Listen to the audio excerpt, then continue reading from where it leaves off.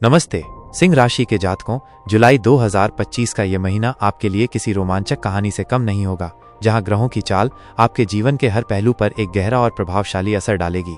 यह सिर्फ एक ज्योतिषीय भविष्यवाणी नहीं, बल्कि आपके आने वाले महीने का एक विस्तृत रोड मैप है, जो आपको सफलता की नई ऊंचाइयों को छूने और चुनौतियों का डटकर सामना करने के लिए तैयार करेगा। आइए इस महीने के हर महत्वपूर्ण पहलू को विस्तार से समझते हैं। स्वास्थ्य, सूर्य का प्रकाश और मंगल की ऊर्जा। जुलाई 2025 की शुरुआत आपके स्वास्थ्य के लिए अत्यंत शुभ संकेत दे रही है। 16 जुलाई तक आपके राशि स्वामी सूर्य एकादश भाव लाभ भाव में रहेंगे। यह स्थिति आपको भरपूर ऊर्जा, जीवन शक्ति और एक सकारात्मक दृष्टिकोण प्रदान करेगी। कल्पना कीजिए जैसे कोई राजा अपने सिंहासन पर बैठा हो, आत्मविश्वास से लबरेज और अपने राज्य पर पूरा नियंत्रण रखे हुए हो। ठीक वैसे ही आप इस अवधि में अपने स्वास्थ्य और शारीरिक ऊर्जा पर पूर्ण नियंत्रण महसूस करेंगे। मंगल की आपकी अपनी राशि में उपस्थिति आपको एक सेनापति की भांति कार्य करने की शक्ति देगी। यह आपको किसी भी कार्य को हाथ में लेने, उस पर अथक प्रयास करने और उसे सफलतापूर्वक अंजाम तक पहुंचाने में सक्षम बनाएगी। आपकी आंतरिक शक्ति और कार्य क्षमता में अभूतपूर्व वृद्धि होगी। हालांकि 16 जुलाई के बाद जब सूर्य एकादश भाव छोड़कर बुध के साथ द्वादश भाव व्यय भाव में प्रवेश करेंगे, तब आपको अपने स्वास्थ्य के प्रति थोड़ा अधिक सचेत रहने की आवश्यकता होगी। यह बुधादित्य योग विदेश से जुड़े मामलों के लिए तो अत्यंत शुभ है, लेकिन अत्यधिक भागदौड़ या तनाव से बचना आपके लिए हितकारी रहेगा। यह समय अपनी ऊर्जा को बुद्धिमानी से प्रबंधित करने और शरीर को पर्याप्त आराम देने का है। याद रखें, स्वास्थ्य ही सबसे बड़ा धन है। आर्थिक स्थिति, बुध की वक्री चाल और धन के नए स्रोत। आर्थिक दृष्टिकोण से जुलाई का महीना सिंह राशि वालों के लिए अनेक आश्चर्य और अवसर लेकर आ रहा है। आपके धनाधिपति बुध हैं और इस महीने की 18 तारीख को बुध वक्री अवस्था में आ जाएंगे। बुध का वक्री होना अक्सर पुरानी चीजों को फिर से सक्रिय करता है। इस स्थिति के कारण आपको विदेश से धन लाभ की प्रबल संभावना बन रही है। यह ऐसा हो सकता है जैसे कोई पुराना निवेश जिसकी आपने उम्मीद छोड़ दी थी, अचानक फलदायी हो जाए, या विदेश में रहने वाले किसी संबंधी से अप्रत्याशित आर्थिक सहायता मिले। यदि आप किसी नए निवेश की योजना बना रहे हैं तो ये समय आपके लिए अनुकूल रहेगा, क्योंकि बुध की ये चाल आपको दूरदर्शिता प्रदान कर सकती है। हालांकि इस महीने धन खर्च की स्थिति भी विद्यमान रहेगी, क्योंकि धन के स्वामी खर्च के भाव पर उपस्थित रहेंगे। इसलिए वित्तीय प्रबंधन अत्यंत महत्वपूर्ण होगा। इससे बचने और अपनी आर्थिक स्थिति को मजबूत बनाने के लिए आप इस समय चिकित्सालयों में जरूरतमंद रोगियों को दान कर सकते हैं या किसी धार्मिक कार्य में योगदान दे सकते हैं। ऐसे परोपकारी कार्य न केवल आपके पुण्य बढ़ाएंगे, बल्कि धन की वृद्धि में भी सहायक होंगे और आपको अपने आर्थिक लक्ष्यों तक पहुंचने में मदद करेंगे। प्रॉपर्टी और संपत्ति, मंगल का शक्तिशाली गोचर और धन लाभ। आपके चतुर्थ भाव सुख और संपत्ति के स्वामी मंगल इस समय आपकी अपनी राशि में बैठे हैं। यह स्थिति आपके आत्मविश्वास को चरम पर रखेगी और आपको संपत्ति से जुड़े किसी भी कार्य को पूरा करने के लिए अदम्य साहस और ऊर्जा प्रदान करेगी। यदि आप किसी प्रॉपर्टी को खरीदना या बेचना चाहते हैं या किसी संपत्ति विवाद को सुलझाना चाहते हैं तो यह समय अत्यंत अनुकूल है। सबसे महत्वपूर्ण बात, 28 जुलाई को मंगल धन भाव में गोचर करेंगे। यह एक महत्वपूर्ण बदलाव है। इस गोचर के बाद यानी 28 जुलाई से लेकर 13 सितंबर तक का समय प्रॉपर्टी से धन की प्राप्ति के लिए अत्यधिक अनुकूल रहेगा। यदि आप अपनी कोई प्रॉपर्टी बेचना चाहते हैं तो यह अवधि आपको बेहतर सौदे दिलाने में सहायक होगी। यह ऐसा है जैसे आपने किसी संपत्ति में निवेश किया हो और अब वो आपको भरपूर लाभ दे रही हो। शिक्षा और संतान, गुरु की दृष्टि और निर्णय में लाभ। पंचम भाव शिक्षा और संतान पर गुरु की अपनी स्वयं की दृष्टि पड़ रही है। यह छात्रों के लिए शिक्षा पर अपना ध्यान केंद्रित करने में अत्यंत सहायक सिद्ध होगी। आपकी एकाग्रता बढ़ेगी और आप अपनी पढ़ाई में बेहतर प्रदर्शन कर पाएंगे। यदि आपने अतीत में कोई ऐसा निर्णय लिया है जिसके कारण आपको हानि उठानी पड़ी है, तो इस महीने लाभ के घर से गुरुदेव की दृष्टि के कारण वही निर्णय आपके लिए लाभकारी सिद्ध होने की प्रबल संभावना है।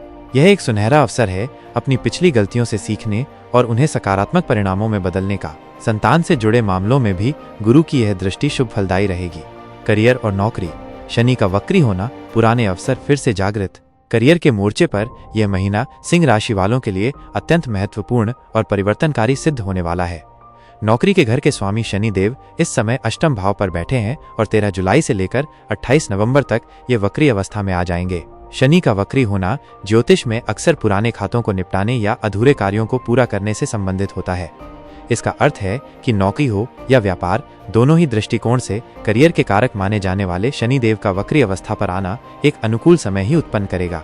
आपको यह जानकर खुशी होगी कि इस समय कोई पुराने कार्य फिर से खुल सकते हैं। उदाहरण के लिए, यदि आपने पहले कहीं नौकरी के लिए आवेदन किया था और वहां से आपको कोई सकारात्मक प्रतिक्रिया नहीं मिली थी, तो इस वक्री अवस्था के दौरान वहां से आपको कोई सकारात्मक परिणाम मिल सकता है। व्यापार में भी यही स्थिति लागू होगी। जिन डील पर पहले बात हुई थी लेकिन वे किसी कारणवश रद्द हो गई थी या जिनसे आपका संबंध टूट गया था, वे इस समय फिर से पुनरावृत्ति कर सकते हैं। ऐसा इसलिए होगा क्योंकि शनि अष्टम भाव से सप्तम भाव पर अपना प्रभाव देंगे और वे सप्तमेश भी बनते हैं, जो साझेदारी और व्यापारिक संबंधों को नियंत्रित करता है। यह आपके लिए एक दूसरा मौका होगा जहां आप अपनी पिछली कोशिशों को सफल बना सकते हैं।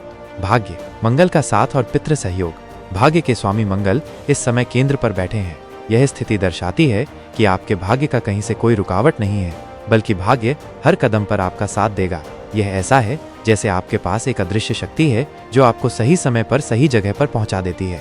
पिताजी से आपके संबंध अच्छे रहेंगे और आपको उनका भरपूर सहयोग प्राप्त होगा। इसके अतिरिक्त आपके वरिष्ठ अधिकारी या बॉस के द्वारा भी आपको कोई विशेष सहयोग या प्राथमिकता दी जा सकती है, जिससे आपके आगे बढ़ने की संभावना अच्छी बनती है।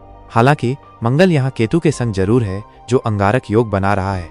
इस योग के कारण आपको पिताजी के स्वास्थ्य पर विशेष ध्यान देने की आवश्यकता रहेगी। उनकी देखभाल करें और सुनिश्चित करें कि वे स्वस्थ रहें। कर्म क्षेत्र, शुक्र का चमत्कार, धन और सौंदर्य का मेल। वास्तव में कहा जाए तो इस महीने करियर के लिए सबसे अच्छी स्थिति शुक्र की है, जो करियर के मालिक होकर करियर के घर दशम भाव पर ही विद्यमान है। ज्योतिष में शुक्र को धन और सौंदर्य का कारक माना जाता है। जब यही धन आपके दशम भाव कर्म क्षेत्र पर आ जाता है तो ये स्पष्ट संकेत है कि आपके काम धंधे से ही आपको भरपूर धन की प्राप्ति होगी। यदि आप कोई नया काम शुरू करना चाहते हैं और उससे धन अर्जित करना चाहते हैं तो ये समय अत्यंत अनुकूल है। शुक्र जहाँ होता है वहाँ सौंदर्य, सहजता और अनुकूलता भी होती है। दशम भाव पर शुक्र की उपस्थिति आपके कर्म क्षेत्र पर भी वही सौंदर्य और सकारात्मकता कायम करेगी। आपको अपने कार्य क्षेत्र में एक अनुकूल और सुखद परिस्थिति प्राप्त होगी। यही शुक्र अपनी एक दृष्टि चतुर्थ भाव पर भी डाल रहा है। चूंकि शुक्र धन है और चतुर्थ भाव प्रॉपर्टी है, तो यह स्थिति पुनः फिर से प्रॉपर्टी से धन की प्राप्ति के संकेत को मजबूती से पुष्टि करती है।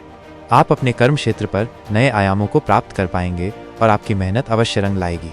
लाभ, गुरु और सूर्य का योग, बड़ी आकांक्षाएं और निवेश। लाभ के घर पर गुरु और सूर्य का शुभ योग देखने को मिलेगा।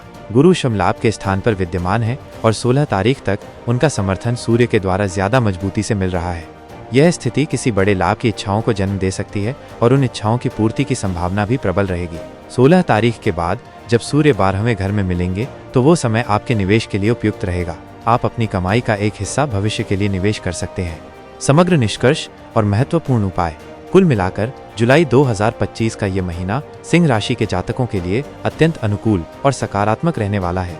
करियर, वित्त और व्यक्तिगत विकास के मोर्चे पर कई अच्छे अवसर मिलेंगे। इस महीने को और भी अधिक अनुकूल बनाने और ग्रहों के शुभ प्रभावों को बढ़ाने के लिए कुछ विशेष उपाय किए जा सकते हैं।